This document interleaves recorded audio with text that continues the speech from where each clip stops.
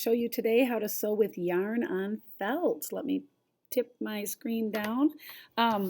First, you're going to need a piece of felt that is cut specifically for your idea. So think about what you're going to make before you start. I'm going to make a little coin pouch. Now, I have 2 layers, and look, somebody had written on this one piece, but that's okay, no big deal. I can make that the inside of my little pouch. I trimmed it all nice and neat. I left a little top piece for a flap because later I'm going to add a little button on there. Step 2, you need a thick needle for yarn, a large needle. And we keep these in these little folders. Pull one right out. Make sure when you're done that you put it right back in our holder so we don't lose them. Get your yarn. Thread the needle, holding it very close, pressing it through the eye of the needle, the whole thing. Leave a little tail. Tie a knot on the other end, pinch together, tuck the tail through. Sometimes you need to do this twice to make the knot large enough so that it won't slide through the felt.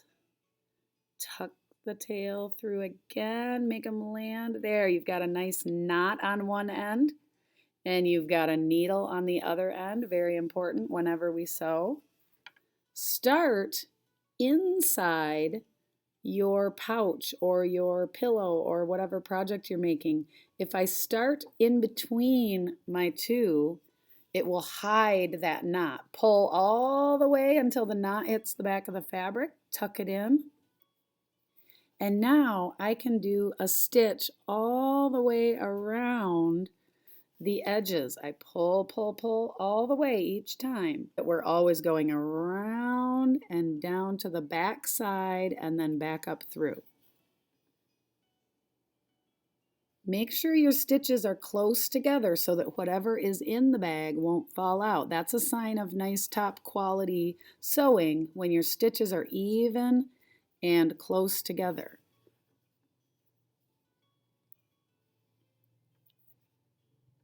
I'm always going to the bottom and pushing up for this type of stitching.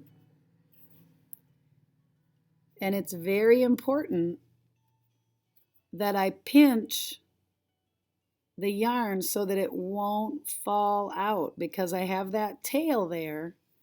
I need to make sure that I don't let the yarn slide out of the needle.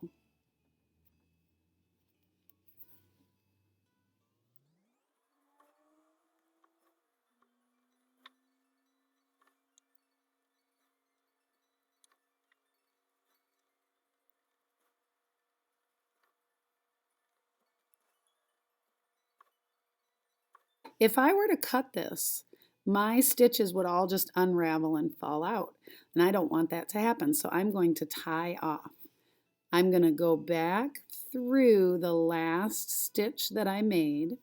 I'm going to pull slowly on the needle until a small loop forms. So if you have to stick your finger in, that's okay.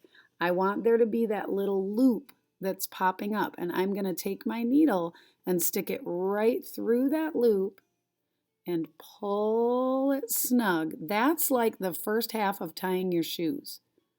Now to make it a knot that's really secure, I need to do it again. So I'm going back under the yarn. I'm pulling slowly so that it forms a loop. And I'm going to go one more time through that loop. Now I have a knot. I pull it nice and tight. I have a knot and it's safe for me to cut my yarn off. Now, tying off is super important. Even if I'm only halfway done, I need to tie off and get new yarn or new string because you don't want to get so tight that you have no space for tying off. Make sure you tie off if your yarn gets shorter than 2 lengths of the needle. All right, in another video, I will show you how to fold this over and add a little button